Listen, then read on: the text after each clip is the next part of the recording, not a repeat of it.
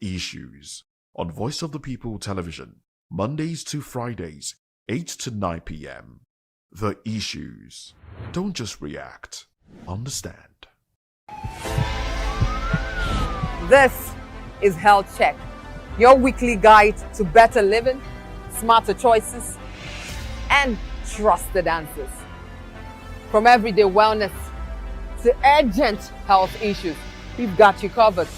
Health Check, only on Voice of the People Television, where your health has a voice.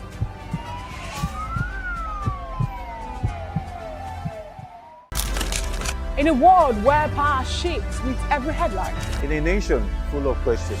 In a world filled with noise, the truth needs a voice. The policies that shapes our world and the economy that determine. The grapevine keeps buzzing. And together, we are committed to telling the stories that shape our world, because your voice is our focus. Don't forget, our voice matters the most. Let us come together and share our concerns.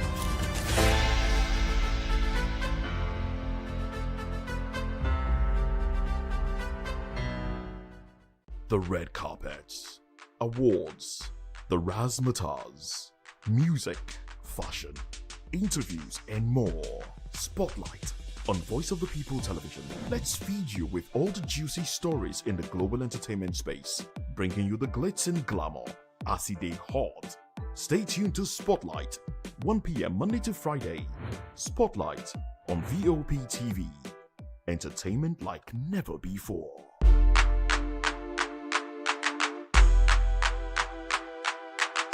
Welcome to the locker room, the home of football talk that matters.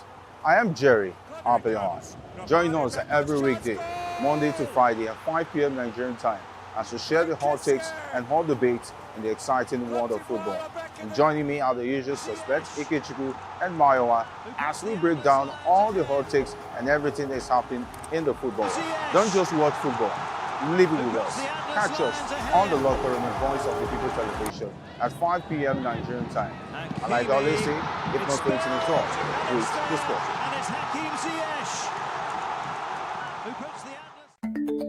Africa is on the move, a continent of rising voices, untold stories, and powerful transformations. From the streets of Lagos to the heart of Nairobi, from the mines of Congo to the tech labs of Cape Town, the African story is being written every day. Bold, dynamic, unstoppable. This is African News on Voice of the People Television. We don't just bring you the news. We analyze and bring you Africa's heartbeat, the politics that shapes our nations, the economies that drives our future, the cultures that defines who we are, the voice that must be heard. Africa News, Africa's voice, Africa's future. Where Africa speaks, the world listens.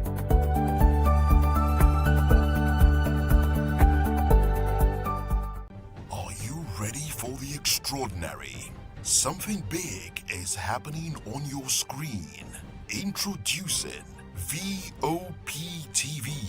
Now streaming on SLTV channel 264. From breaking news to captivating conversations, news analysis, giving you all sides to the story. We break in-depth discussions on the issues that matter, from politics to sports, entertainment, and lifestyle. VOP TV on SLTV channel 264. Join us as we redefine what television means to you. Voice of the People Television, VOP TV. Now you have more than a voice.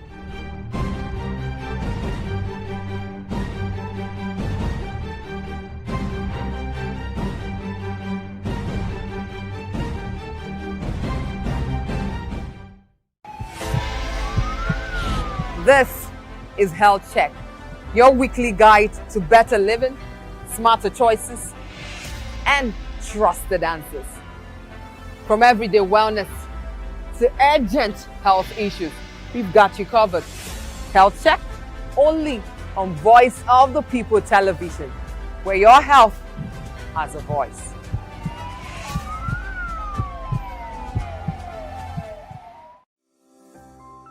VOP TV. Now You have more than a voice. Behind every broken desk lies a broken promise. Education shapes the nations. But who is asking the right questions? Introducing Edu Dialogue, the show that goes beyond the surface, exposes the cracks, the corruption, and the silence in Nigeria's education system. Edu Dialogue, Saturdays, 3 p.m., only on VOP TV. We break the biggest stories, from missing funds to policy failures. We ask the tough questions and demand real answers. Edu Dialogue, this Saturday, 3 p.m. on Voice of the People Television. Africa is on the move, a continent of rising voices, untold stories, and powerful transformations. From the streets of Lagos to the heart of Nairobi, from the mines of Congo to the tech labs of Cape Town, the African story is being written every day. Bold, dynamic, unstoppable. This is African News on Voice of the People Television. We don't just bring you the news. We analyze and bring you Africa's heartbeat, the politics that shapes our nations, the economy.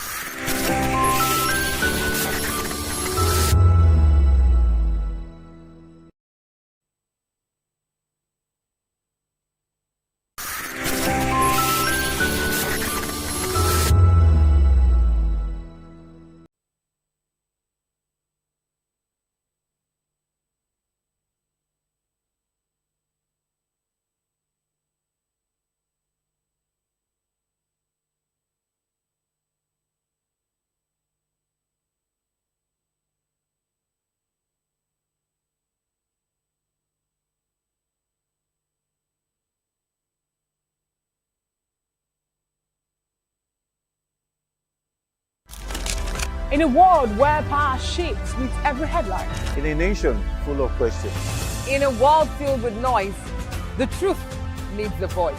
The policies that shapes our world and the economy that determines our future. Every hour, every day, the grapevine keeps buzzing. And together, we are committed to telling the stories that shape our world because your voice is our focus. Don't forget, our voice matters the most. Let us come together and share our concerns.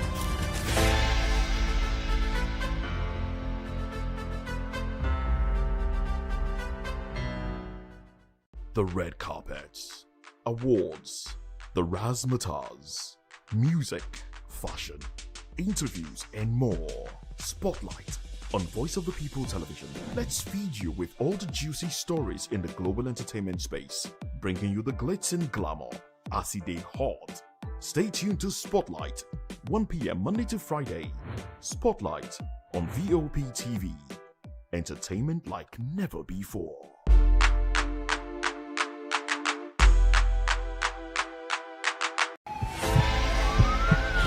This is Health Check, your weekly guide to better living, smarter choices, and trusted answers. From everyday wellness to urgent health issues, we've got you covered. Health Check, only on Voice of the People Television, where your health has a voice.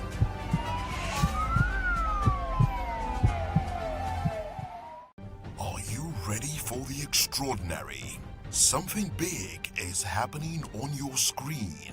Introducing VOP TV.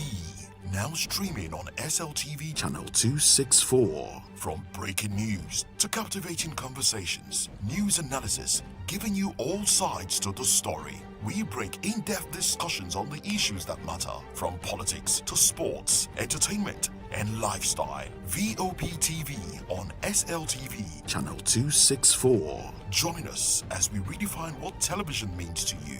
Voice of the People Television, VOP TV. Now you have more than a voice.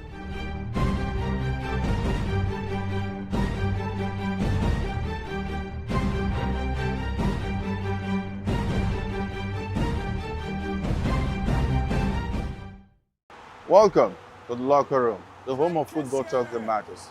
I am Jerry, Apelon. Join us every weekday, Monday to Friday at 5 p.m. Nigerian time, as we share the hot takes and hot debates in the exciting world of football. And joining me are the usual suspects, Ikechukwu and Mayowa, as we break down all the hot takes and everything that's happening in the football. Don't just watch football, live it with us. Catch us on the Locker Room and Voice of the People television at 5 p.m. Nigerian time. And like I always say, if not playing to the talk, please discuss. In a world where truth is the ultimate power and opinions scream the loudest, it's time to wade through the noise. Hunger no get tribe! Hunger no get religion! And scan the human interest and trending topics that matter.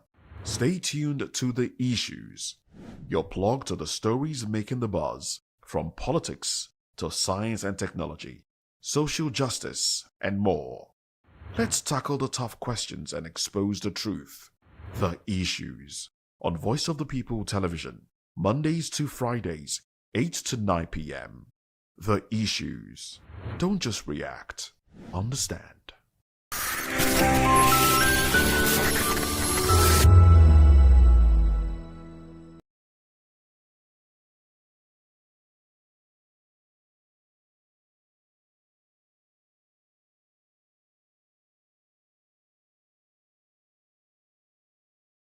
For 21st century media, and now a new baby is born. Voice of the People Television, VOP TV, youthful, full of vigor and penchant for excellence in the continent's media space, exposing the wrongs, applauding the rights, dissecting the news without fear or favor, through factual and accurate stories and contents. Corruption kills three things that makes a society. Representing the interests of the people and giving them a voice. Voice of the People TV is here to stay towards building a fair society.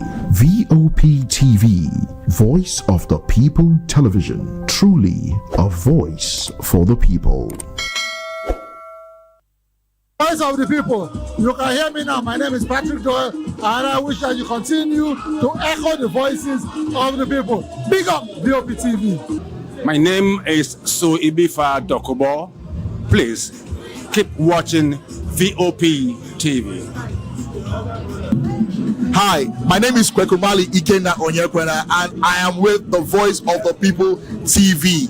Now, if you're looking for the veritable channel for information, politics, robust discussions, you don't need to go far. VOP has you. VOP will always have you. Thank you. Hi, my name is Gabwa.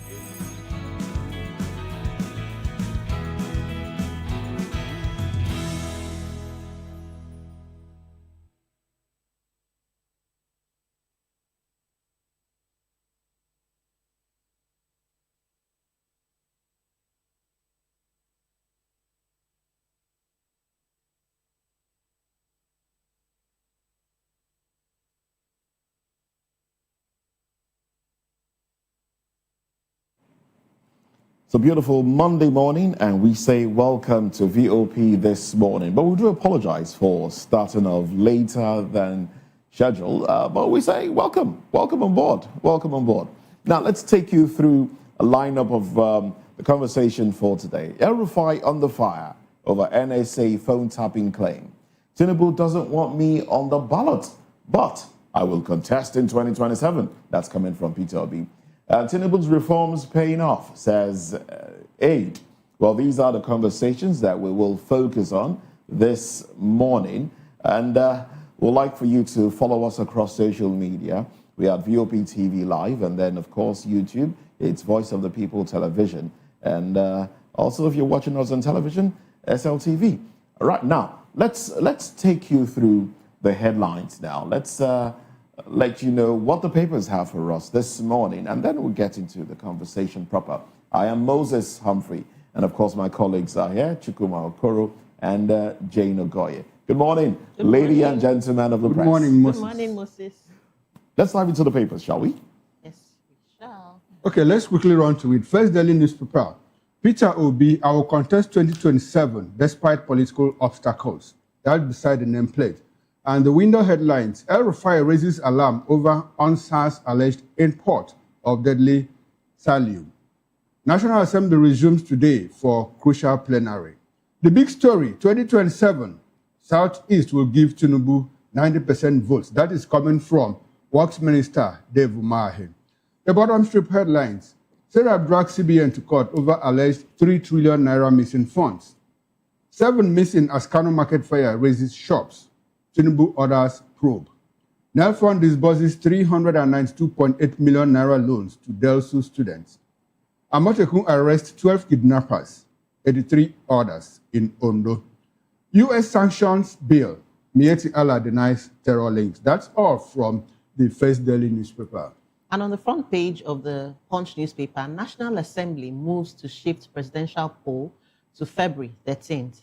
Senate, House recall lawmakers from recess again to review 2026 electoral bill again on Tuesday.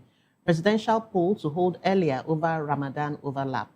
Shetima leads federal government delegation to Kano after devastating market fire. Tinubu's Adamawa visit reignites Funtiri's defection rumors. Insecurity, lawmakers split over Ndume's support for U.S. troops deployment. Kwankwaso returns from India trip amid U.S. sanctions threat. Ex-INEC chiefs demand real-time results transmission as NAS panel meets. These are the major stories on the front page of the Punch newspaper. And then we'll go to Nigerian Tribune. Now, the big story there is NLC demands new power sector roadmap. Well, that's the big story. With the riders, calls for national stakeholders summit. Says 10 years after privatization, Nigeria still in darkness. Queries FG's plan to pay 3 trillion naira to Gencos. Reiterates its condemnation for band dichotomy. Insists electricity not a luxury for the rich. And also some of the headlines, the window headlines. Now, Nigeria Tax Act 2025 does not impose 25% tax on building materials. Oyedele debunks Amechi's claim. Alleged imported toxic chemicals. Rebado replies El-Rufai. And then you go further down, you see some of the headlines here. Economists lock horns over utility of money as INEC proposes 873.78 billion naira election budget. Provisor to real-time e-transmission of polling unit results. Why majority of legislators may not return in 2027. Guinea. 2027 election timetable. Electoral bill top agenda. Senate reps reconvene tomorrow. KDI tackles Senate over removal of 10-year disqualification for vote buying.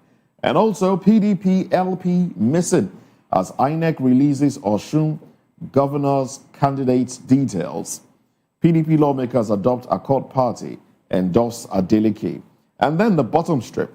UBA unveils diaspora platform to connect Africans with investment wealth opportunities. Well, those are the headlines from the dailies. And for a more comprehensive list of headlines, at 10 o'clock we'll go deeper into the headlines and the papers proper.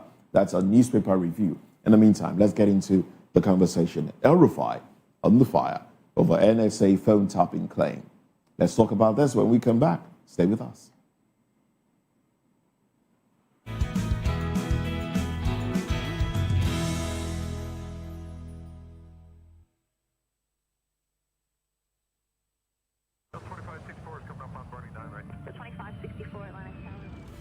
What happens in the hush behind hangar doors? Who signs the papers that gamble with lives? Which truths were grounded before they even ever had wings? If you've ever buckled a seatbelt at 30,000 feet, if you've ever stared out of that tiny window and wondered who's really in control of the skies, it isn't just flight, it's power, it's politics, it's pressure sealed in steel. We're peeling back the clouds from runway risks to sky-high secrets. We're diving deep where most dare not to look. Aviation Scope, every Sunday at at 7 p.m. only on Voice of the People TV. We don't just report, we reveal. We don't just ask, we uncover. Because when it comes to the skies, ignorance is turbulence. Aviation scope, the sky isn't the limit, it's just the beginning. Good evening, Africa. My name is Bamakore, actor, model, producer, and I'm giving a big shout out to VOP TV, man. Keep watching. Don't change the dial. Thank you and God bless you. My name is AY, and of course, I represent the voice of the people, and that's why I'm on VOP. AY say so. Hi everyone, it's your girl Miriam Tima from the Real Housewives of Lagos and the Real Housewives Ultimate Girl Trip Africa. Shout out to VOP, the voice of the people. You already know. Stay tuned, keep watching. And don't forget, VOP is the best. All right, hello, all right, it's about shagging the man fine back with Melanie Poppy Black Skin Boy. This is VOP TV. If you're not watching VOP, I don't know why you're watching. Maybe you're watching your weight. Hello, beautiful people. This is Wale Ojo, and you're watching VOP, Voice of the People. Hi, guys. You already know who it is. This is New Energy. Flyers, whatever, live it. Keep watching VOP TV. Thank you. Hi, people. Jenny Albano here. Guys, please keep watching Voice of the People. In a world where power shapes with every headline. In a nation full of questions. In a world filled with noise, the truth needs a voice. The policies that shapes our world and the economy that determines our future. Every hour, every day, the grapevine keeps buzzing. And together, we are committed to telling the stories that shape our world because your voice is our focus. Don't forget, our voice matters the most. Let us come together and share our concerns.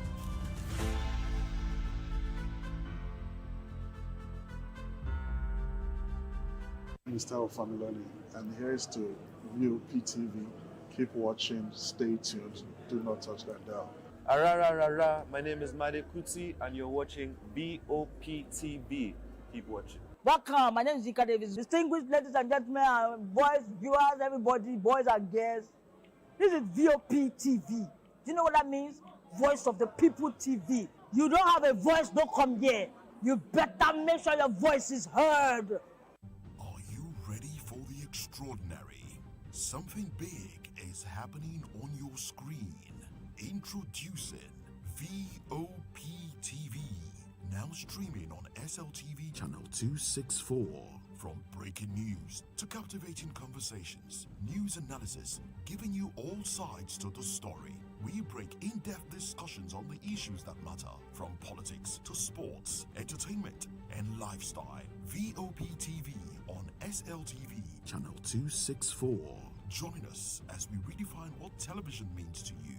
Voice of the People Television, VOP TV. Now you have more than a voice.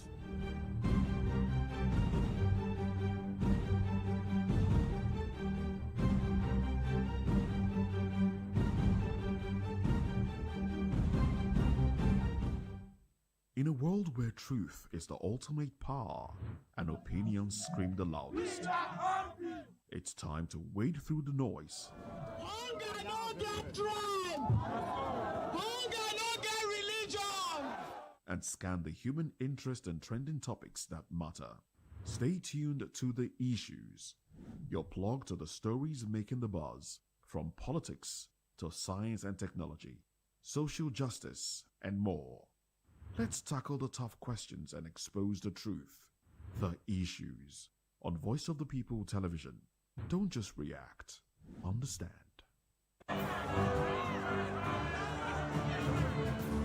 Do you want your voice to be heard? Do you know that you matter in the scheme of things? The People's Voice, the show where ordinary citizens take center stage as we discuss the biggest stories that affect you and I. With you in mind, we facilitate lively discussions, debates, and interviews on the topics that matter most to you and I. From social justice to economic empowerment, education to healthcare, governance, and more. Tackling tough topics and amplifying your voice. Join the conversation and make your voice count. The People's Voice. Make your voice count. Awards, the razzmatazz, music, fashion, interviews, and more. Spotlight, On Voice of the People Television, let's feed you with all the juicy stories in the global entertainment space, bringing you the glitz and glamour as they hot. Stay tuned to Spotlight, 1 p.m. Monday to Friday. Spotlight on VOP TV. Entertainment like never before.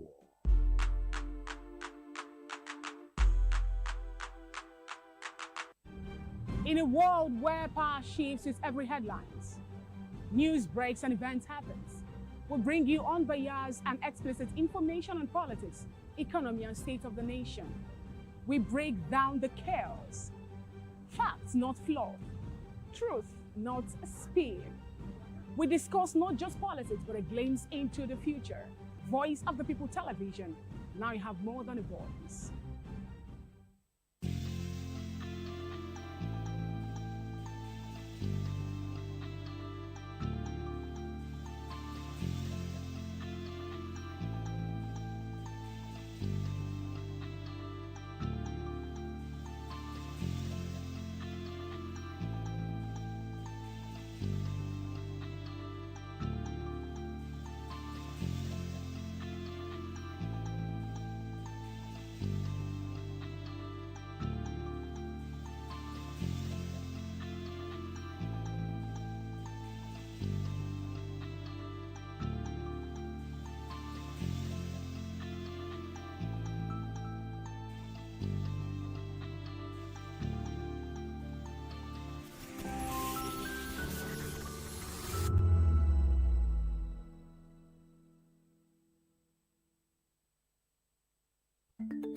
Africa is on the move, a continent of rising voices, untold stories, and powerful transformations. From the streets of Lagos to the heart of Nairobi, from the mines of Congo to the tech labs of Cape Town, the African story is being written every day. Bold, dynamic, unstoppable. This is African News on Voice of the People Television. We don't just bring you the news. We analyze and bring you Africa's heartbeat, the politics that shapes our nations, the economies that drives our future, the cultures that defines who we are, the voice that must be heard. Africa News, Africa's voice, Africa's future. Where Africa speaks, the world listens.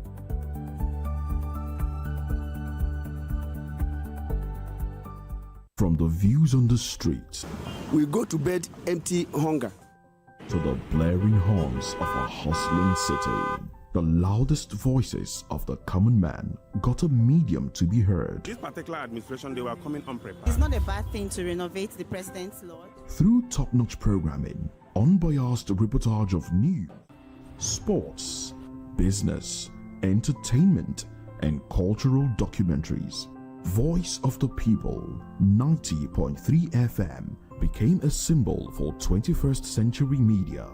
And now, a new baby is born. Voice of the People Television, VOP TV, youthful, full of vigor and penchant for excellence in the continent's media space, exposing the wrongs, applauding the rights, dissecting the news without fear or favor, through factual and accurate stories and contents. Corruption kills three things that makes a society.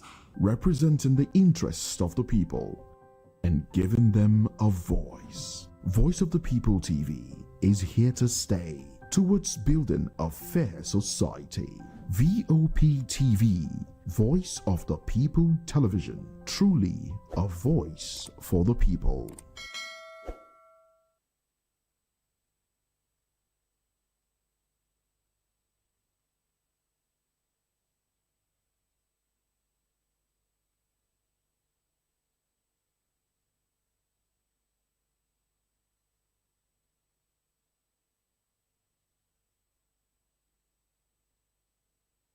Of the people, you can hear me now. My name is Patrick Doyle, and I wish that you continue to echo the voices of the people. Big up VOP TV.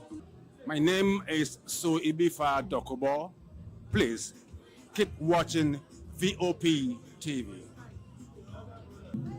Hi, my name is Kwekumali Ikena Onyekwena, and I am with the Voice of the People TV.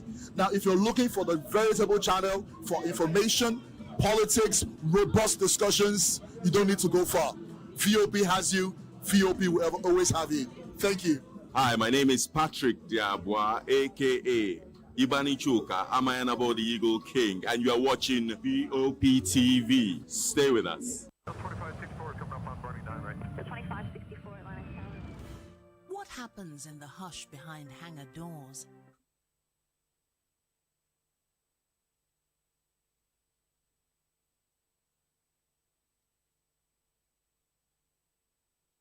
If you've ever stared out of that tiny window and wondered, who's politics, it's pressure sealed in steel. We're peeling back the clouds from runway risks to sky-high secrets. We're diving deep where most dare not to look. Aviation Scope, every Sunday at 7 p.m. only on Voice of the People TV. We don't just report, we reveal. We don't just ask, we uncover. Because when it comes to the skies, ignorance is turbulence. Aviation Scope, the sky isn't the limit, it's just the beginning. Good evening, Africa. My name is Bamak.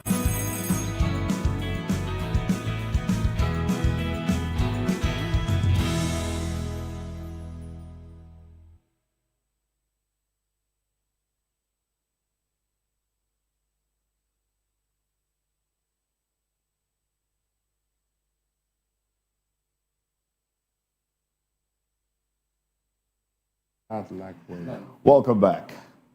Now let's get into the conversation. Former Kaduna State Governor Nasir El-Rufai, Malam Nasir El-Rufai, is facing backlash after admitting to accessing an intercepted phone conversation between the National Security Advisor and another individual. El-Rufai claimed Ribadu, the National Security Advisor, ordered his arrest at Abuja Airport, saying he made the call because we listened to their calls. Now, the presidency has called for an investigation and possible prosecution, with Special Advisor Bayo Ononuga stating El-Rufai's actions warrant thorough investigation and punishment under the law. Critics, including Ambassador Reno Omokri, have questioned who El-Rufai, who else might have wiretapped the NSA's phone, while human rights activists have condemned the alleged action as a threat to national security. Former Governor Abdullahi Ganduje has also rejected El-Rufai's allegations linking him to the disappearance of activist Abubakar Idris. Former Senator Shehu Sani has called for a probe into El-Rufai's 8-year tenure, citing alleged financial mismanagement and human rights abuses. Well, the Economic and Financial Crimes Commission has been urged to investigate the claims. Well, we do have with us, joining us to make sense of this and also take us through the legality of it. So we have Barrister Darlington Agumo and Dr. Anthony Killer, distinguished jurist, policy analyst, joins the conversation virtually. But let's start off with Barrister Darlington with us here in the studio. Good morning to you, Barrister. Good morning, Moses, Jen, and Okoro. How was the weekend? Now let's get into this. Yes. Statements made. Now, a few other statements have been made by Malam Nasir El-Rufai, and you do recall that this came up just after he was accosted at the airport, but was basically resisted arrest at the airport where he came in from Cairo, Egypt. Now, this statement of wiretapping the NSA's phone and eavesdropping on information, how grave is it, and what are the implications of this? If you ask me, the onus is on the National Security Advisor to determine who was tapping his phone. Remember, El-Rufai said he got that information from a third party, not even him directly. He was not the one that did it. The question is, for you to do that, you must be very close to the person. That means the National Security Advisor need to check himself. It's not enough for you to say you want to arrest El-Rufai, you want to probe, you want to... No. When you are doing this type of thing, you must have your facts intact. Because this is not the first time we are hearing such infractions from the NSA. Remember at the time, his own car was stolen. Is that not true? And other things that have happened. And this NSA, you remember the people that were armed in Kwara? They said that they were given logistics by the National Security Advisor. And these are terrorists. So when you look at all this that is surrounding the National Security Advisor, then you can conclude that... Barrister, does that justify eavesdropping on such... on the National Security Advisor's phone number, phone call, I mean, if that is happening, then how secure can we say the nation is? Especially when it comes to, making decisions and executing issues. How secure can we say we are? El-Rufai is leveraging on the information available to him. In fact, is it even legal? Is it legal? Is it legal to wiretap someone's calls? If it is not without authorization from the courts and all of that. Mr. Moses, if it is not legal for government to drop on the citizen's phone call, then how is it not legal with what you are telling me here? No, I'm asking you the question. Is it legal? Yes, that means it is not. Both ways it's not. So if it's not legal, why do you then sound like it's the Office of the National Security Advisor that should prove whether statements were made or not? It means that a lot of information has been going out, even without an El-Rufai. That place is not tidied up. That office. I remember when Nuhu was appointed, people raised their brother. He's not qualified for that job. He's not qualified. The needed experience is not there. So for this type of thing to be happening, that means Nuhu Rubadu need to check himself. He was just a police officer, and that office needed an experienced military man who have gone through the ladder and all that, so that this type of thing should be taken care of. Barrister, the hoopla out there is about what El-Rufai did. You know, what El-Rufai did not do. If you look at the people that have engaged in this conversation, the special assistant, the spokesperson to the president, Bayo Nonoga, ambassador designate, Reno Omokri, civil society organizations, everybody is saying, oh, we need to probe El-Rufai, we need to probe El-Rufai. But nobody has considered the fact, the security implication of the phone conversations of our national security advisor being hacked. So does it look like, there are two questions here, does it look like, well, it's all embedded within the region of politics, or the fact that, I would like for you to tell us the implication of being able to hack the phone conversation of our national security advisor? Maybe, and just maybe, this could also be a reason why we've been unable to, root out these insurgents. I mean, if our national security advisor is holding conversation and we have third parties, wiretapping his conversation, then how safe are we? The question is, why did you allow such a thing to happen? I mean, how can you blame the rats when you kept the fish in the open? That is the question here. National Security Advisor is a top-notch job. I mean, security advisor. For you to allow such a thing to happen, in fact, in a Senate claim, Mr. Okoro, they should have relieved Nuhu Rubadu of his job. That's just the simple truth. He would have been relieved of that job, because that means he's not even secured to secure Nigeria. That's just the simple truth. All right. How did it happen? Your position. This El-Rufai has said that he even listened to terrorists and their conversation, that they hear they know where they are. But because of collateral damage, they will not attack, they will not bomb them and all that. He said it. Yeah, that's a different ballgame entirely. So if you can listen to those people, you can listen to any other person. The question is for you to do what? House cleaning. House cleaning. Seriously speaking, El-Rufai, in other countries, they would have even seen him as a very intelligent man for him to have done that. They wouldn't even hit him hard. Okay, that's your position as an individual, not the position of the law. Yes, because the law. Look, if you wiretap the National Security Advisor's phone number, there are two implications.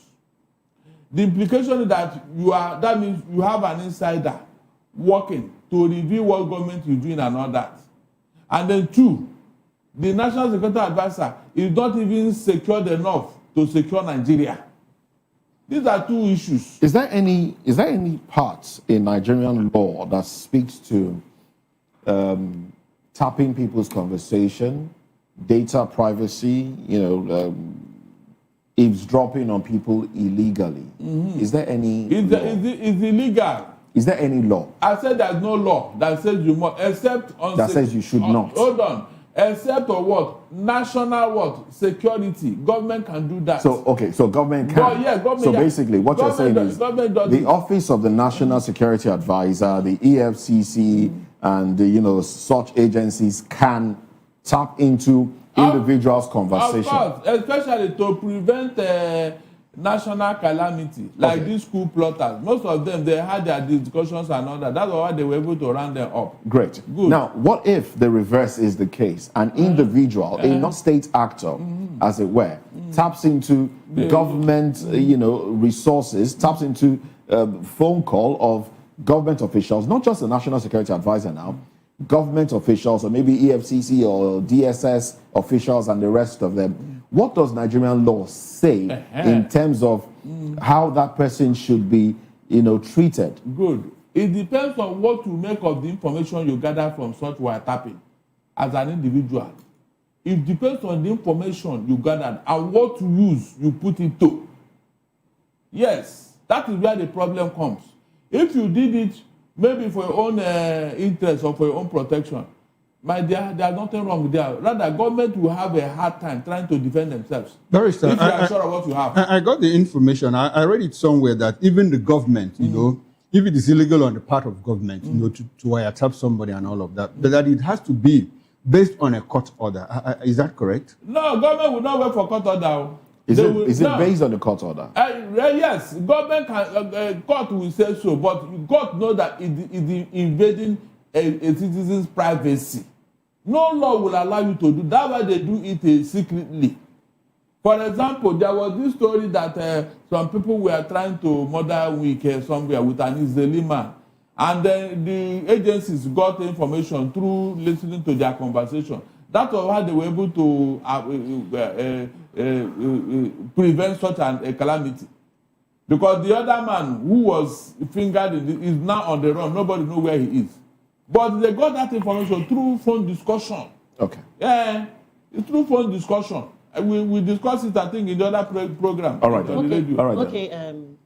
Barrister, yes. In this case, practically speaking, from a legal standpoint, who has the legal standing to challenge this? Is it the person who was allegedly tapped, whose lines were allegedly tapped, or the state? It is both ways. The government can challenge it. If you are putting it into wrong use, that will endanger public safety and the government. Then too, the individual can equally do that if you are sure of what the information you have. All right. So both ways can challenge it, depending on what you make, the use you put into. Like this toxic substance they want to import into Nigeria. Of course. It has that's an allegation. We'll X-ray all of this. Listen, the fact remains that yes, something has leaked into the public domain. Investigate it. Let us know who are you importing that thing for. Well, the presidency has written to the DSS to investigate that. So we'll wait for results of the investigation. They should go to Poland. At least the Polish government will not hide such a thing. They will tell us the truth. All right, then let's bring in other guests into the conversation. Let's go virtual now to our Benin outstation where we have Dr. Bright Onyevia Kuko. Dr. Bright, good morning to you. Welcome to the conversation. I do believe you've been following. So tell me, what are your first thoughts when you heard that statement published in the dailies coming from Malam Nasir El-Rufai that he wiretapped the NSA's phone conversation? And so he knew that he was going to be arrested, and then that drama took place at the airport. What were your first thoughts? Okay, good morning, everybody. Good morning, viewers, Moses, and every other person in the studio. You know, when you were talking, you first of all asked Darlington from the legal perspective. You know, I'm not a lawyer, so I will view it from the public perspective. First and foremost, I looked at it, El-Rufai, then the National Security Advisor. My first thought was, what has El-Rufai actually done outside that allegation in terms of being able to tap into the phone of the NSA? You know, there must be something underneath. Let's not hide from that. This is Nigeria, and election is coming. We know that's when some of all these claims and allegations actually come up. Then, on the other way around, National Security Advisor in a country where insecurity is a major challenge, I begin to wonder if they can tap into his line, the line of the National Security Advisor, to hear his conversation, then what happens to the ordinary man, the ordinary citizen? So when we are having issues of insecurity, how come those lines are not even tapped into so they can get first-hand information? Does this give you an impression that yes, this might be the reason we have the actions taken by our security agencies to combat insecurity seem to be failing? Do you get that impression? No. See, look at it. If these things are possible, like Darlington said, you see, you can, there are some offices that, yes, for national security, they can actually do that. But it shouldn't be something that will come up as a public discourse. But if actually El-Rufai did it, are they seeking public opinion for him to be persecuted based on the laws? If this is what has been done, then there should be speedy investigation, and Dr. Bright, whatever the law prescribes should be done. Dr. Bright. Yes, sir. Yes, there's a question I asked Barrister here. I'd like to ask you the same question. What should be more concerning to Nigerians? Is it the fact that El-Rufai was able to listen into the conversation of our National Security Advisor through a third party, according to him, or the fact, like you mentioned, that someone was able to hack into the phone conversation of our National Security Advisor? Which one should be more concerning to Nigerians? The one that will be more concerning is that office, National Security Advisor. You see, some years ago, I cannot recall exactly, there was somebody who entered the lift with the president of the US carrying arms. And the person in charge of the security have to resign because he has failed. Exactly. How can the National Security Advisor be coming out to cry that another person hacked or was dropping into his life? Automatically, what is he advising?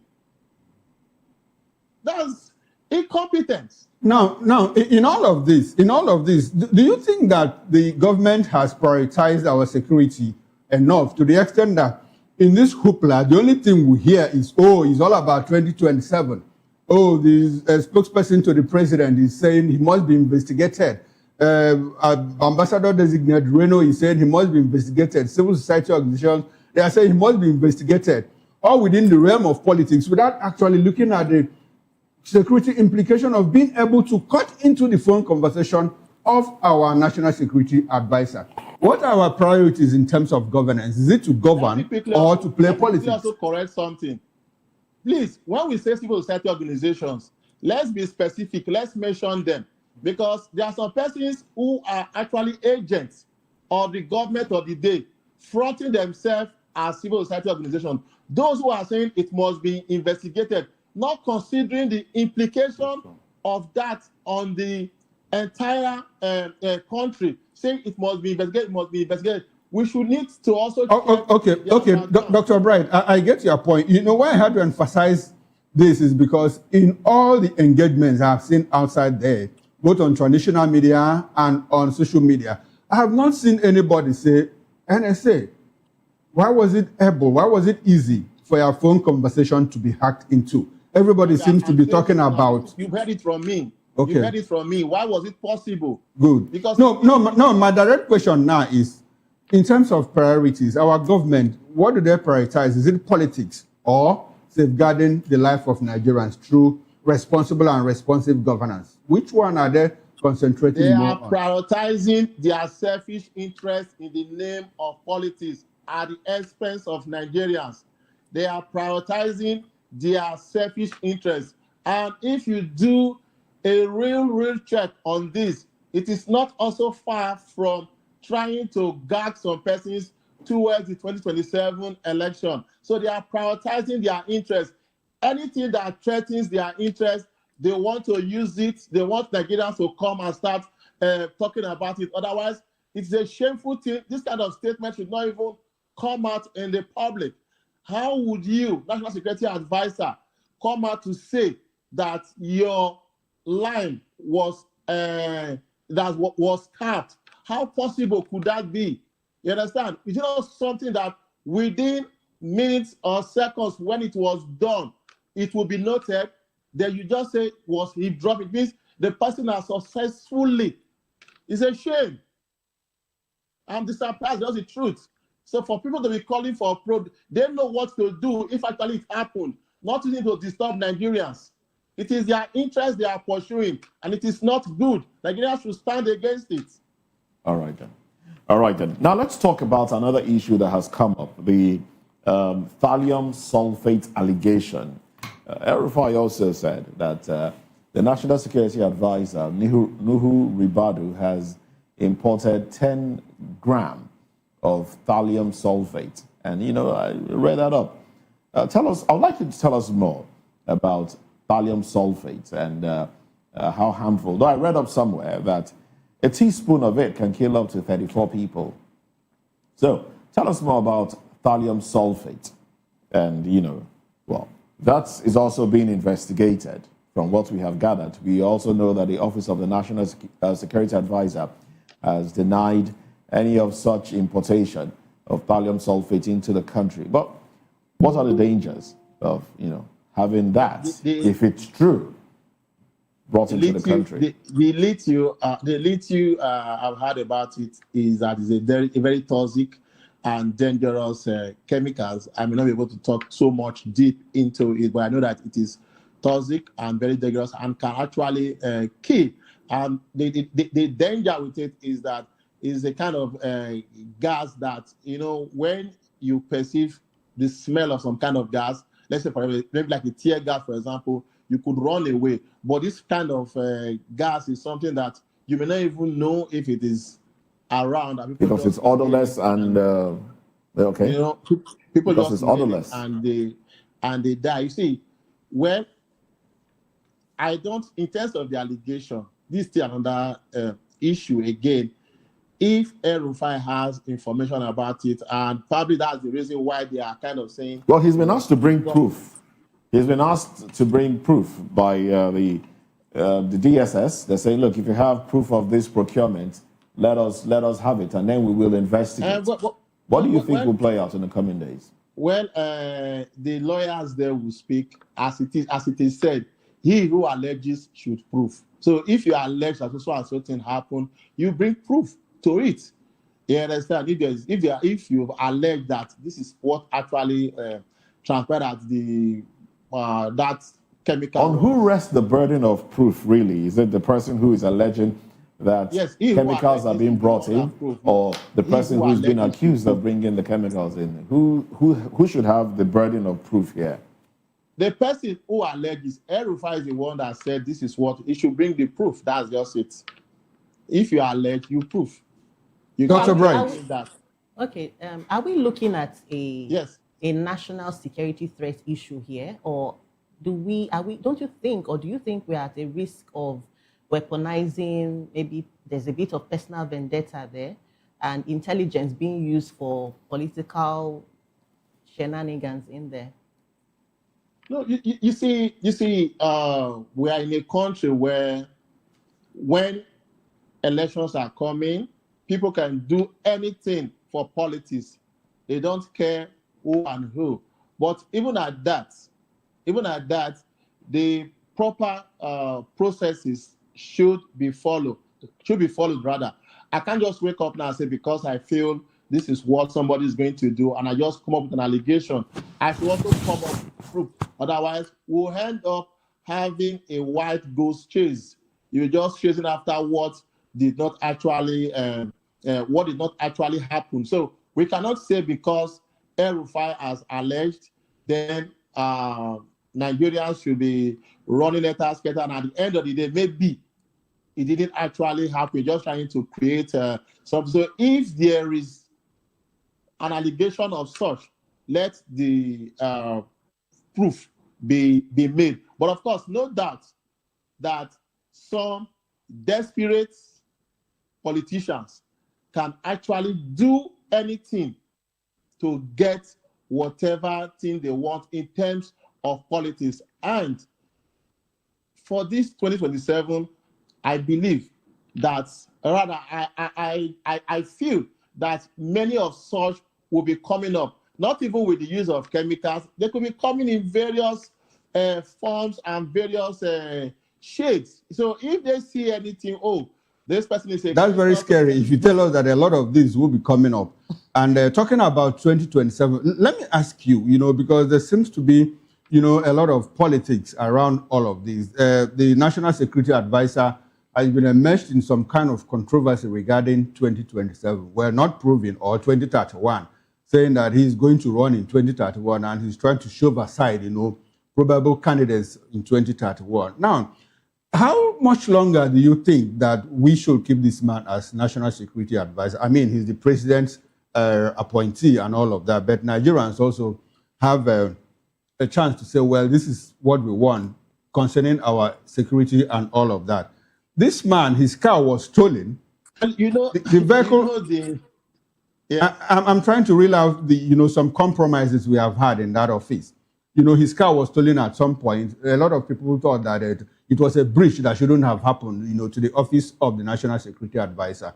Away from that, about 6 months ago or less than that, there was this allegation out there. Some people were caught, and they said, well, they were caught with arms in some parts of Kwara State. And they said, well, it was the NSA that armed us, and we are helping him, to fight killer headsmen and bandits and all of that. National Security Advisor arming Mieti Allah, a known terror organization, about the 7th in the world by international agencies classification and all of that. Now, we are hearing that his phone has been hacked. And instead of talking about why it was possible for his phone to be hacked, we are trying, to conduct a probe into all of that, the person that did all of that. How much longer do you think that the president should retain him in that office? Is it something that we should continue to have going back and forth? Oh, he's doing a lot and all of that. And I want you to factor in the fact that in all of his stay in office, insecurity has even doubled down. Bandits, terrorists, and all of that are doing a lot. How much longer should we keep him in that office? Well, Mr. Chukwuma, first, the person who appointed him knows what to do first on that.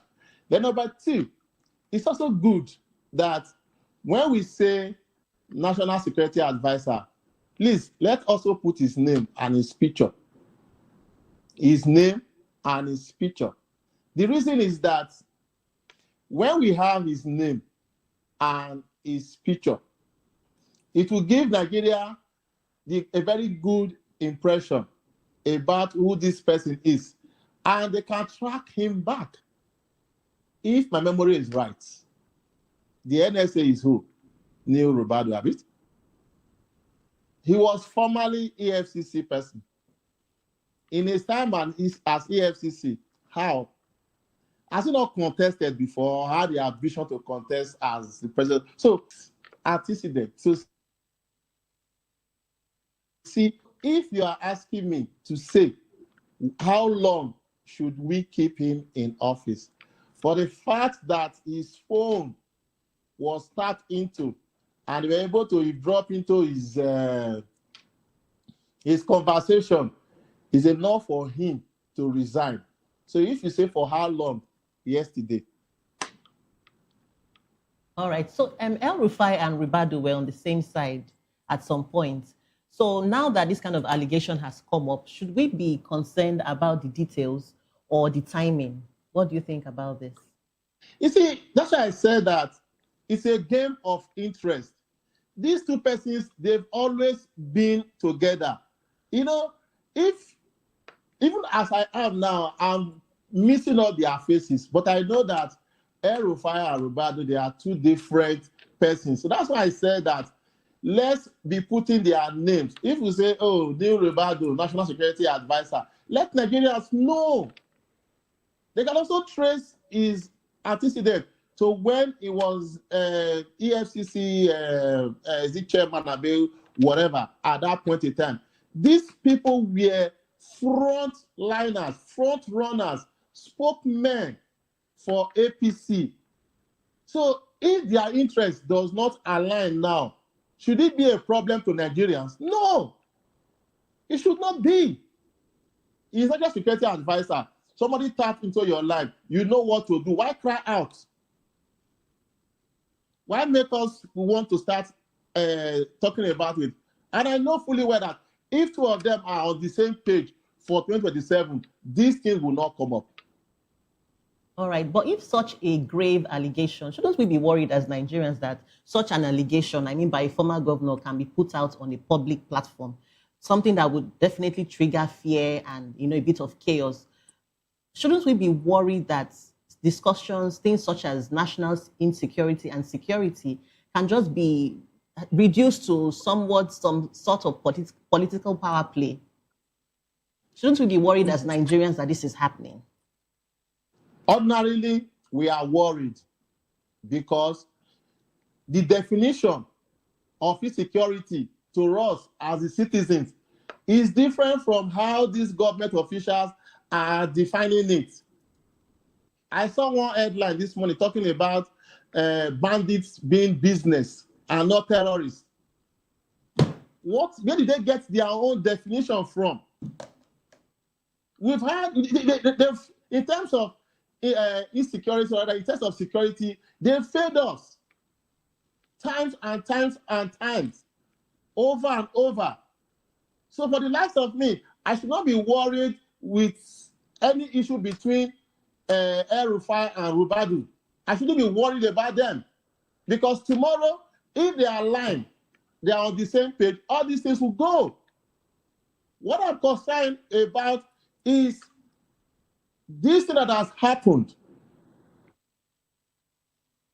What to secure Nigerians, not for their own personal interest as it is at the moment. They have failed Nigerians over and over in terms of security issues. Dr. Bright, Dr. Bright, you said something. I just want to, please hold that thought. You said something instructive. You said we shouldn't be worried about their fight. Yes. Sorry, you said you're not bothered about their fight. But yes, don't you think that in elements, when some of these conversations, some of these so-called information leaks, don't you think there's while we might say they're allegations or rumors, don't you think there may be elements of truth that we should be worried about? Even though we know that there's a political catfight going on, but don't you think we should be worried that there may be elements of truth that indeed this dangerous chemical might, actually be brought into the country? You see, yes, we should actually be worried. And like I said before, not today, in time past, these people, they will fight themselves and they will come out in the open. The chemical in question, let them bring it out. Like I said, it's a chemical that is odorless. If it is dropped in this room, for example, I may inhale it, and that's the end. But the truth is that wherever they want to use the chemical, it will be like somebody who is throwing a stone into the market. He or she may not know who the stone will drop on top of. As they are bringing the chemical, they also brought gas mask. So the truth of the matter is this. If they imported the chemicals, definitely there is an intention for them to have brought in the chemicals. They also know their plans. As we are speaking now, if it is true that they brought the chemicals and they're already using it, do we even know who they are using it for? So there are some things that we may not be able to lay our hands into. So we shouldn't allow it to just give us unnecessary headache. They may have brought it and maybe they want to also use it for themselves. Okay. Thank you very much, Dr. Brighton Cooker, for your contribution. Now let's move on to another conversation. We'd like you to stay with us as we get into another conversation now. Peter Obi, attending the program, said, look, this government doesn't want me on the ballot, but I will be on the ballot. Oh, well, let's look at this statement and other concomitants after this break. Stay with us.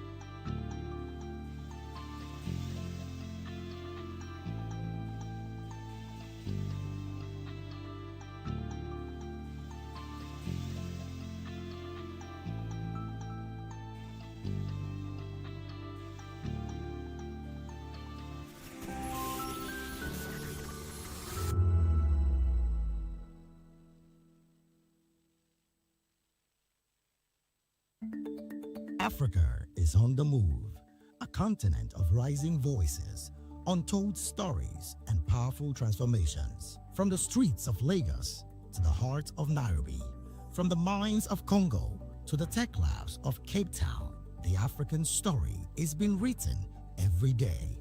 Bold, dynamic, unstoppable. This is Africa News on Voice of the People Television. We don't just bring you the news. We analyze and bring you Africa's heartbeat, the politics that shapes our nations, the economies that drives our future, the cultures that defines who we are, the voice that must be heard. Africa News, Africa's voice, Africa's future. Where Africa speaks, the world listens.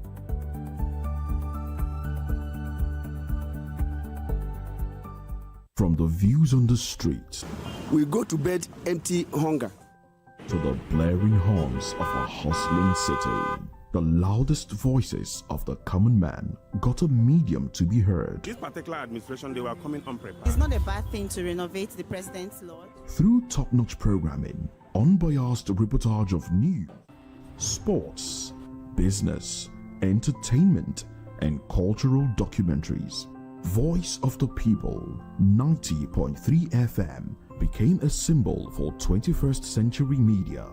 And now, a new baby is born. Voice of the People Television, VOP.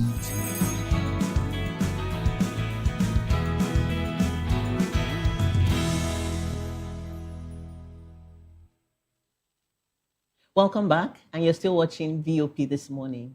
Peter Obi, the 2023 Labour Party presidential candidate, has declared his intention to run for president in 2027, despite alleged attempts by the federal government to block him. Speaking at an obedience movement event in Uyo, Akwa Ibom State, Obi said the federal government of Nigeria does not want me, Peter Obi, to be the candidate of any party, but I will be a candidate. Obi, a former Anambra State governor, secured over 6 million votes in the 2023 presidential election and challenged the outcome, citing electoral irregularities. He plans to run on the platform of the African Democratic Congress, ADC, and has vowed to prioritize security, education, and poverty reduction if elected. The announcement has energized Obi's supporters, but also deepened political tensions ahead of the 2027 election. Minister of Works Dave Umahi has urged Obi to abandon his presidential ambitions, stating that it's not yet the turn of the Igbos to produce a president. Dr. Bright, please, let's have your take on this. Do you think that this is something that would... don't you think this is something that might kill the morale of the obedience? Or do you think it's not? Don't you think it's too early to have this obedience versus incumbency? What do you think? Well, the obedience should brace up in the sense that they were the major joker in the 2023 presidential election. They put their weight, they demonstrated their power, their strength of mobilization. However, due to some hiccup or some gap that were there, they could not actually emerge as expected.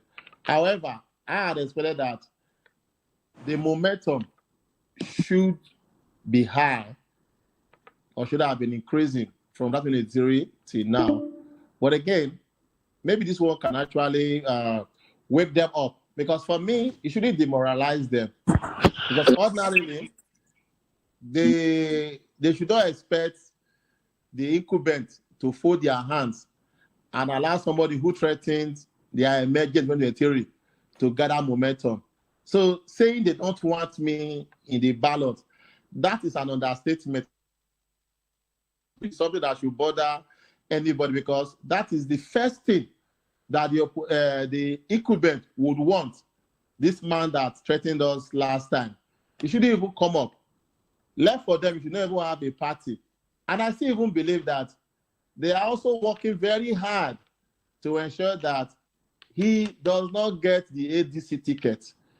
This is Nigeria politics. Some of their men are also in ADC. Forget about it. They are there. So they are also working hard to see that he does not get the ticket in ADC. That's why they've been out waiting for him to pitch a tent. So Peter Obi should expect that the labor movement, the obedient movement, they should expect that what he needs to do is how can he, against these odds, appear on the ballot and tell Nigerians I am available. Forget about what is it David Umahi, that one is saying, because he's already, I don't want to say he's compromised. He's not speaking for the Igbos or those from the East. He's actually speaking for himself. And again, for his own interest. You know, he's speaking for his own interest. So for Peter Obi and the obedient movement, yes, it's a clear thing that they don't want you on the ballot. How would you be in the ballot? Because that is the only point where Nigerians can come and say they want to cast their vote for you. My advice for him is let him not lament over it, but rather let him go back to the drawing board and see to what he can do to ensure that his name appears on the ballot. This conversation down to Dr. Anthony Kila, who is a distinguished jurist, economic strategist, and policy analyst. Dr. Kila, are you there? Okay. Dr. Bright.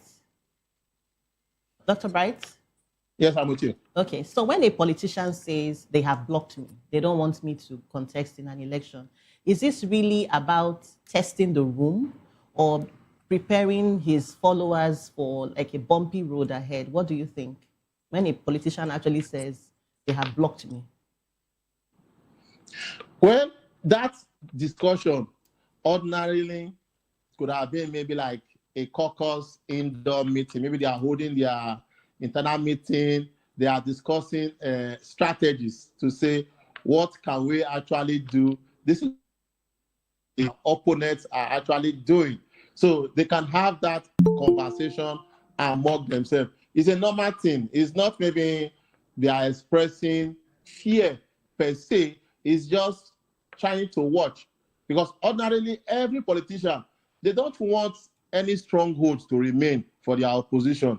So they do all they can to see how they can dismantle their opposition wherever they are standing. So statements like this are not meant to demoralize.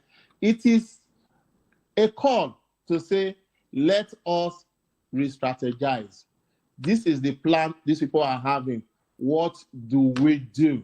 And some of these discussions, again, are things that should not be in the public domain, because it also gives their opponents room to track whatever strategy that they are coming up with and how they would counter it. So to me, maybe they are holding a strategic meeting and some of those discussions would come. It is not to demoralize, but to say, this is what they are going to do, and this is how we think we can surmount it or address it. You touched on lightly on Umahi's remarks that Peter Obi should down his tools and forget about the political ambition. I know you brushed it aside, but can we talk a bit about that? Yes, of course. He is holding appointments, and if the incumbent returns, there is more gains for it. So it's a question of Umahi, go and talk to your people, and they will say, oh, among my people, one person is coming up, and this person is Peter Obi. Let me see to how I can address him. So whatever thing he's saying is not in the best interest of, if it's those from the East or those of the Igbo. The question is, if he says it's not their turn, when will their turn ever come? Where is the timetable that he has that he's saying, oh, the turns of the Igbo will come up in 2040, 2025, or 2029? Or where is the timetable that he had? Where he's now saying it is yet to be the turns of the, when is the turns of the Igbo? He's just picking his own interest, trying to sustain the political friendship. Of course, maybe he has promised the incumbent that, oh, don't worry, I will handle my people, I will talk to them, I will see to what I can do. So that statement is a statement of personal interest, not the interest of the people who claim to be all right, then. Thank you very much, Dr. Bright Onovio-Kuku. And I would like for you to stay with us as we get into the next topic of discussion. We'll go for a short break now, and when we return, Tinubu's reforms paying off, says Aid. We'll discuss this when we return. Please do stay with us. We'll be right back.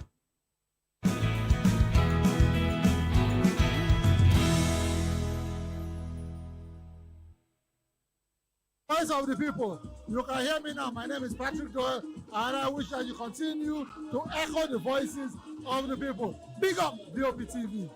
My name is So Ibifa Dokobo. Please keep watching VOP TV. Hi, my name is Kwekumali Ikenna Onyekwena, and I am with the Voice of the People TV. Now, if you're looking for the veritable channel for information, politics, robust discussions, you don't need to go far. VOP has you. VOP will always have you. Thank you. Hi, my name is Patrick Diabwa, aka Ibani Chuka, Amayanabo the Eagle King, and you are watching VOP TV. Stay with us. What happens in the hush behind hangar doors? Who signs the papers that gamble with lives? Which truths were grounded before they grew?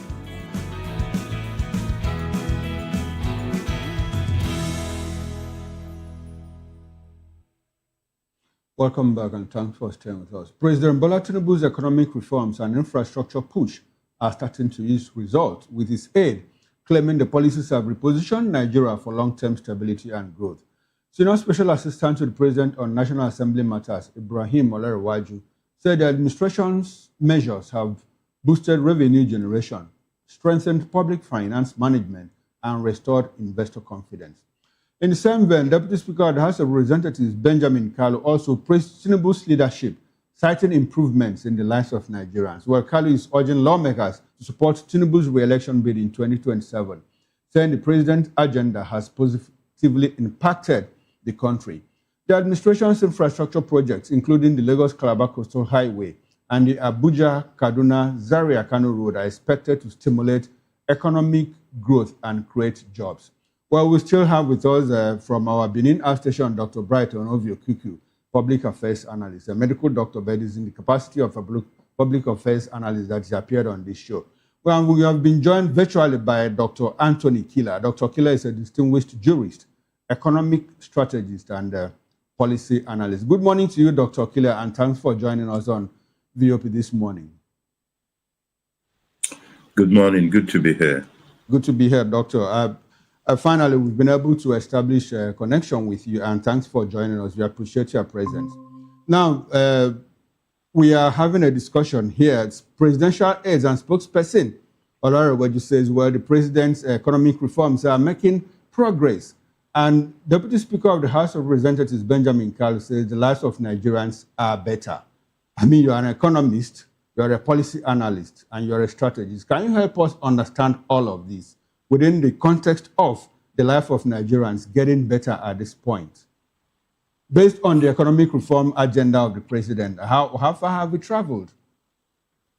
What I think what is going on is a classical textbook analysis in which we differentiate between macroeconomy and everyday economics.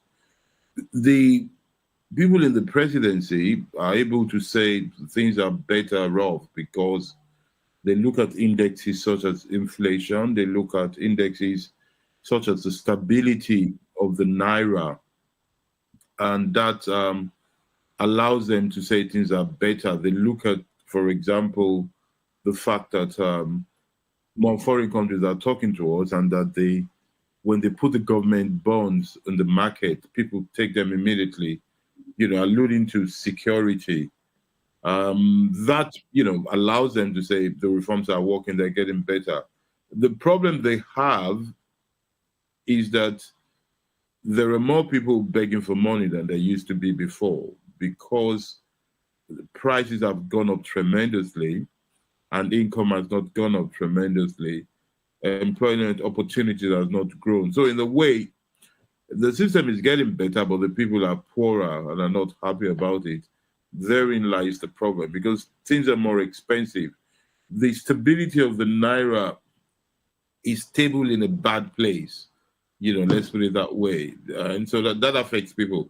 That is the dichotomy you are grappling to deal with. So we have the economy of Main Street and we have the economy of Broad Street. Broad Street is where the stock exchange goes up. People are making money from the stock exchange, but the average Nigerian is struggling to pay school fees and to pay for transportation. I understand the price of food has gone down, but transportation, health, education, accommodation, these are high. And those who are benefiting from the top are buying of houses, so developers are chasing people out and they're turning it into something else. So it's an economy that is not inclusive. It is good for few, but bad for many. Okay, all right. Thank you very much, Dr. Killer. But you said something that looks quite a bit confusing to me. At my level, if I get confused, I don't know what the ordinary person in the society will be. You said that things are improving, and that's in one breath. And I know that you said, but that there are people are not feeling it. So I find it difficult to see that improvement. Can you help us untie all of that? Things are improving, but the people are not feeling it. More people are begging for money. More people are being chased out of their homes. I mean, prices of food items are getting more expensive and all of that. Yes, I explained why the presidency can say things are improving. It's not that I say things are improving. I explained to you that they can say it's improving because they're looking at inflation, stability of the naira, and they're looking at some other trends. So this is the way to explain it. The situation we're now is like, imagine in your house, I want our viewers to think about it that way. We have a situation where imagine in your house, some people say, I'm here to make your house better. We're going to clean it, paint it, and put air conditioner in the place. In the meantime, you go and sleep in the gutter. Just take, 12 of you, go and manage one room there, and there's no kitchen, so you just eat whatever you can find around. Then they come back a month later, they say, oh, things are getting better. We have now cleaned the room. Things are getting better. We've made the space for air conditioner. Things are getting better. We're going to paint it. In the meantime, the people living in the house are packed in the gutter and they're suffering because they've taken over their whole house. That is the situation. I hope that helps.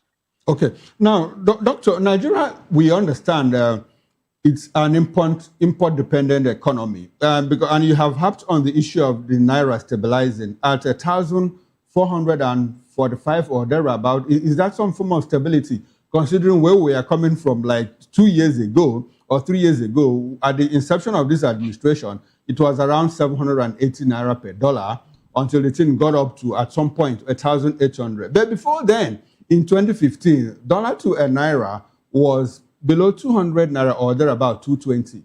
So is that some form of stability that we see in the Naira?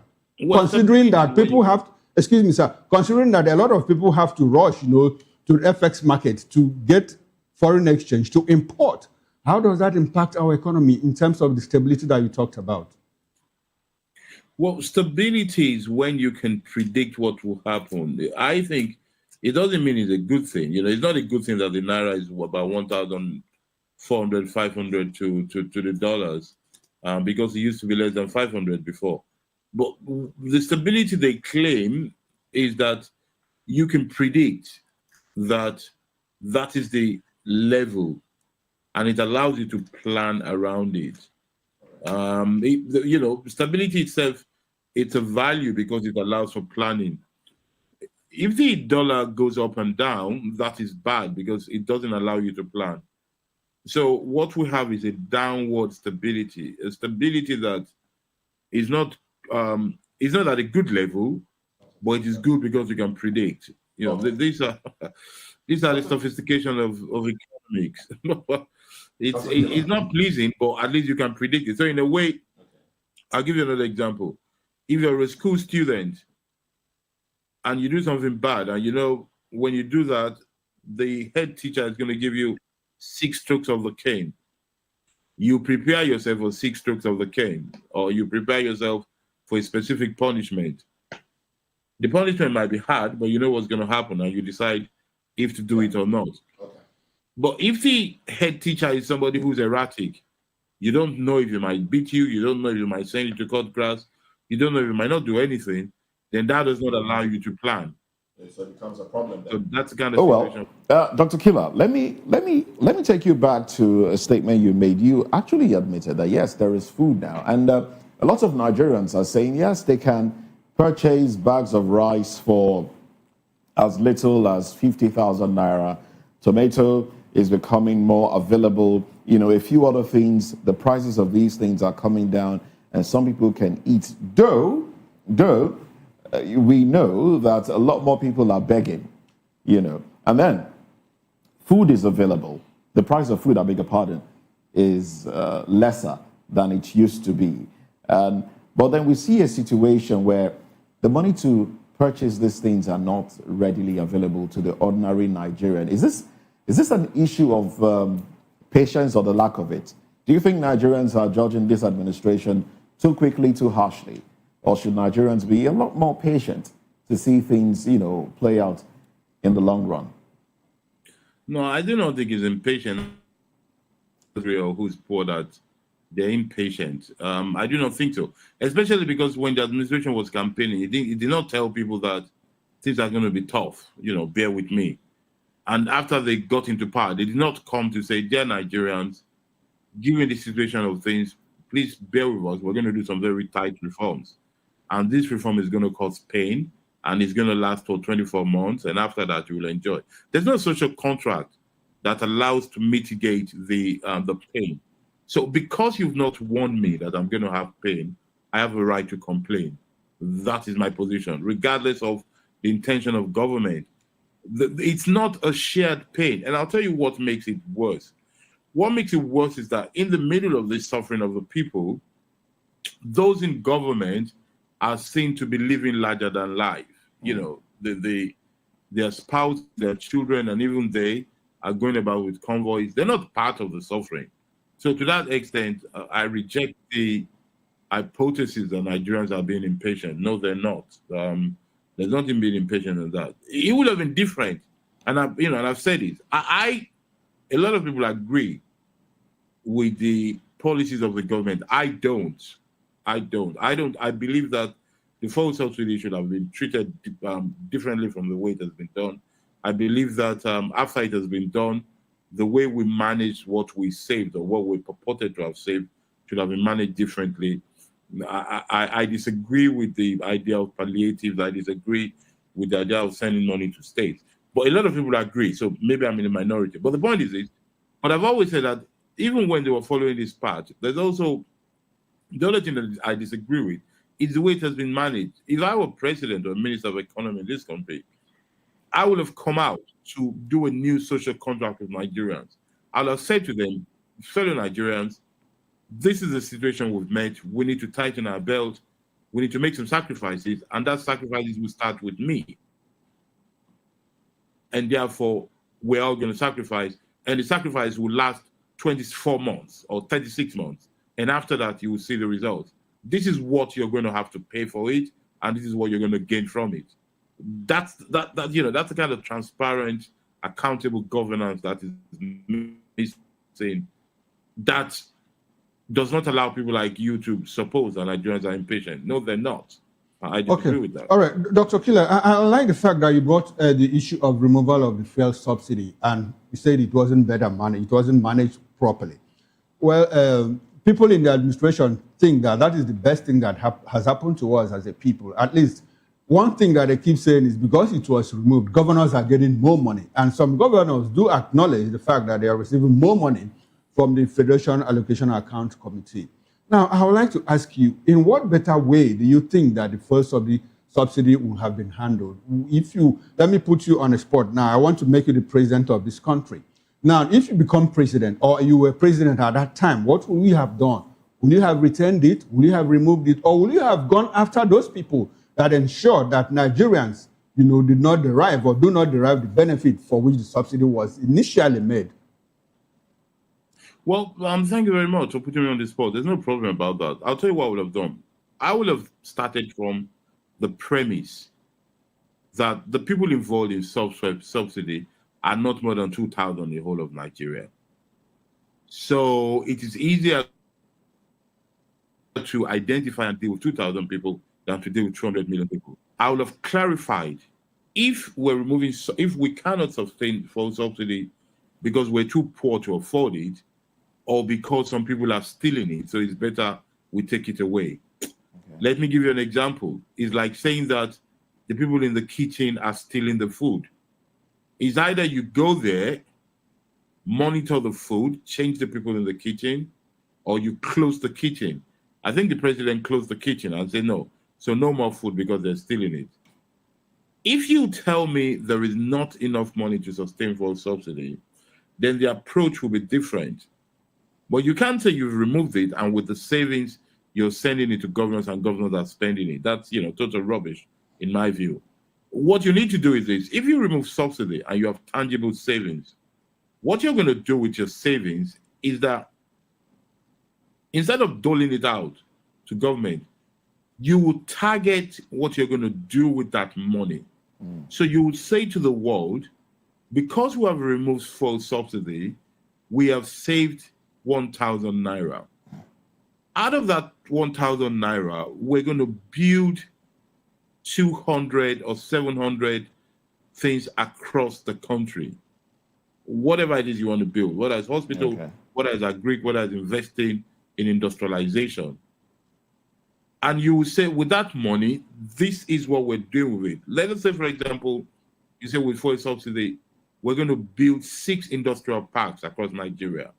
New industrial parks, and that industrial parks will therefore generate 1 million jobs. And that 1 million jobs will reduce our reliance on imports. And from the money we make, we're going to save it and do our refineries.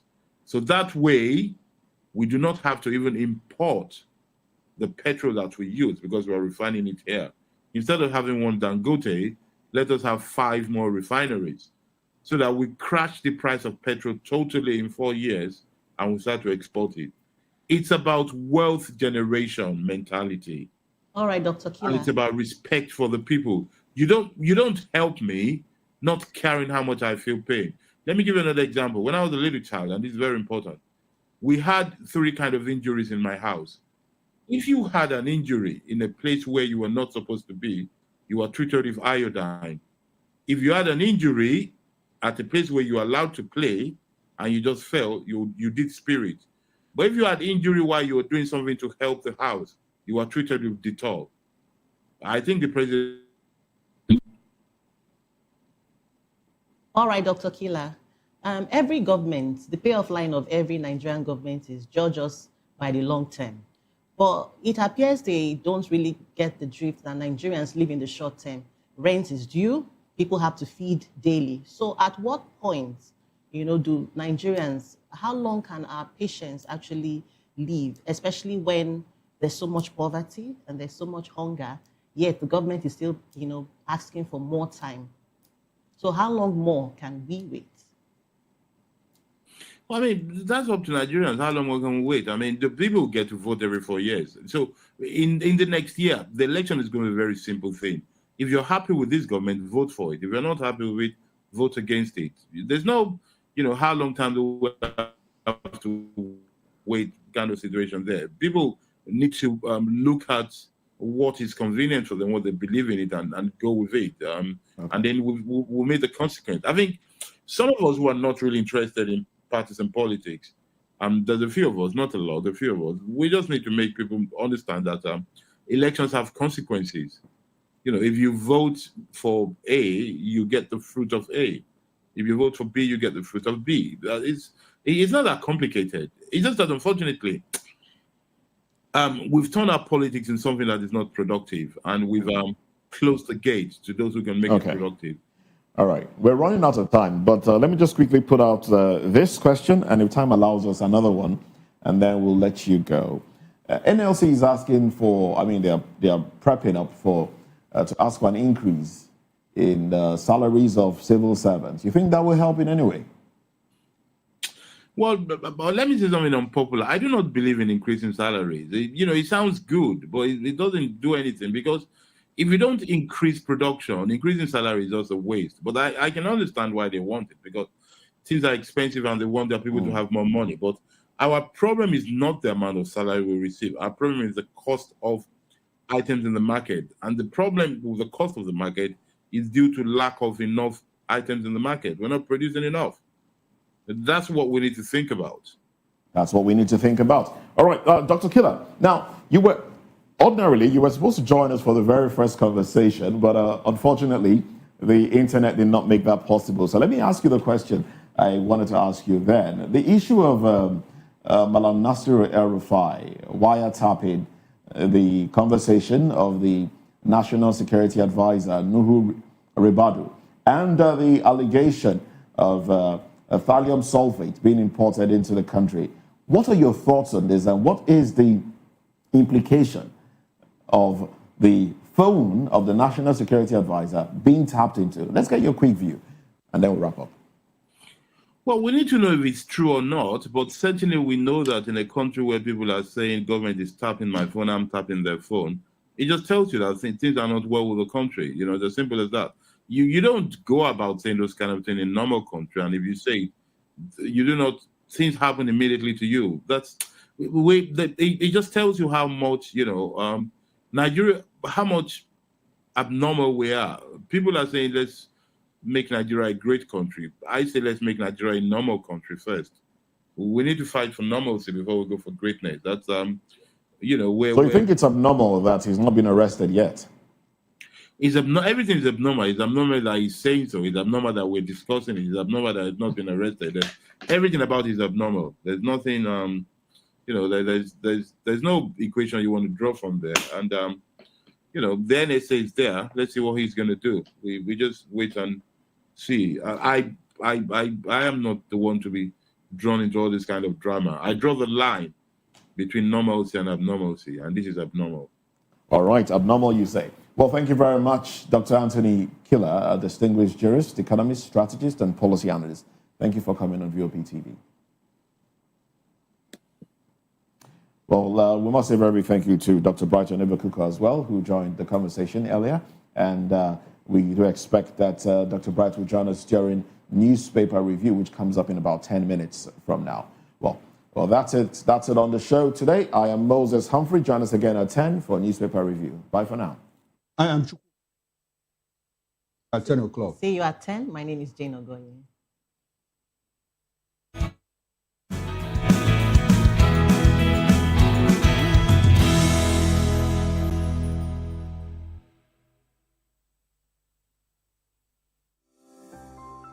VOP TV.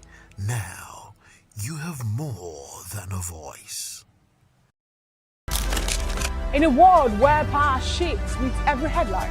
In a nation full of questions. In a world filled with noise, the truth needs a voice. The policies that shapes our world and the economy that determines our future. Every hour, every day, the grapevine keeps buzzing. And together, we are committed to telling the stories that shape our world because your voice is our focus. Don't forget, our voice matters the most. Let us come together and share our concerns.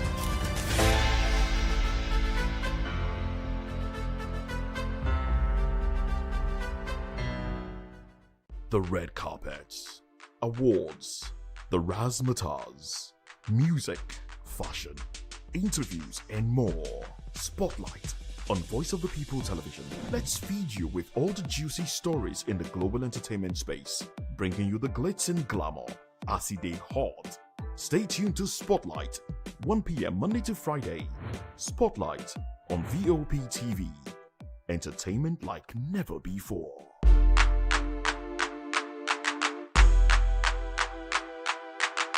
Are you ready for the extraordinary? Something big is happening on your screen. Introducing VOP TV. Now streaming on SLTV channel 264. From breaking news to captivating conversations, news analysis, giving you all sides to the story. We break in-depth discussions on the issues that matter, from politics to sports, entertainment, and lifestyle. VOP TV on SLTV channel 264. Join us as we redefine what television means to you. Voice of the People Television, VOP TV. TV. Now you have more than a voice.